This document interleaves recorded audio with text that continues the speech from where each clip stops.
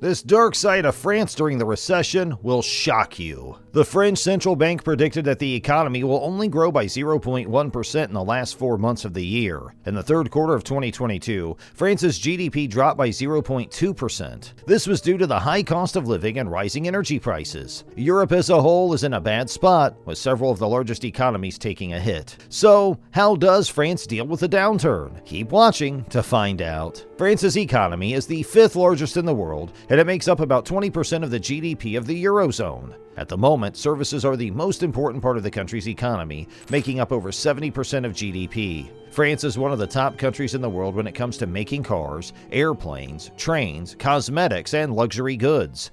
Also, France has a workforce with a lot of education and the most science graduates per 1,000 workers in Europe. In the external sector, France's biggest trading partner is Germany. More than 17% of France's exports and 19% of its imports come from Germany.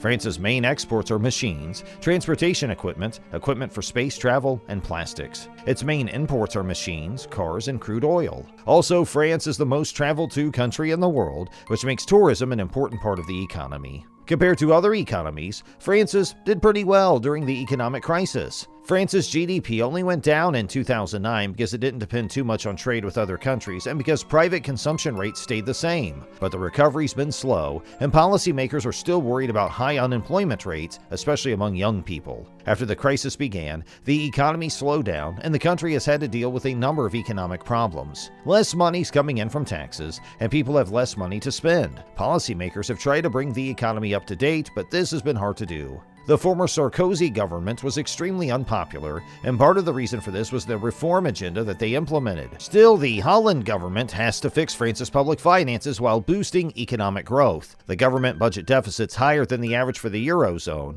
and growth predictions are low. France has had a current account deficit since 2005, which is mostly caused by trading goods. But in 2013, France's trade deficit went down to its lowest level since 2010. This was mostly because exports went down less quickly than imports. Capital inflows have also changed over time, usually because of large amounts of foreign direct investment or FDI. In 2010, France was ranked 10th in the world for FDI, and it's always been a top FDI destination. But in 2013, FDI fell by 77%, which was a huge change. The United States, Germany, Italy, and the United Kingdom have the most money invested in France. France is the second biggest exporter in Europe, right behind Germany, which also is its biggest trading partner. In particular, France consumes a significant quantity of imported consumer goods, which are typically sold at lower prices than products that are made in France. France is also a net importer of oil, so it's still affected by price changes. France is a member of the European Union, and its trade policy is the same as that of other EU members. It also uses a weighted average tariff rate that is the same for all EU members. Also, France and other EU countries are members of the World Trade Organization and have a number of bilateral and regional trade agreements. France is a pretty open economy, but there are still some things that make it hard to trade there. Many agricultural products are protected at the European level, which is a policy that France pushed for. French farmers have always relied on government subsidies. France gets a lot of FDI, and most of the rules for investing are clear, but there are still a lot of bureaucratic hurdles. The financial sector, on the other hand, is pretty closed, with only a few foreign banks operating there. Since France switched to the euro, the ECB has been in charge of France's exchange rate policy. In 1998, the countries in the eurozone decided to go with a flexible exchange rate system. This means that the euro can move around freely. By letting the euro float, the ECB focuses on interest rates instead of exchange rates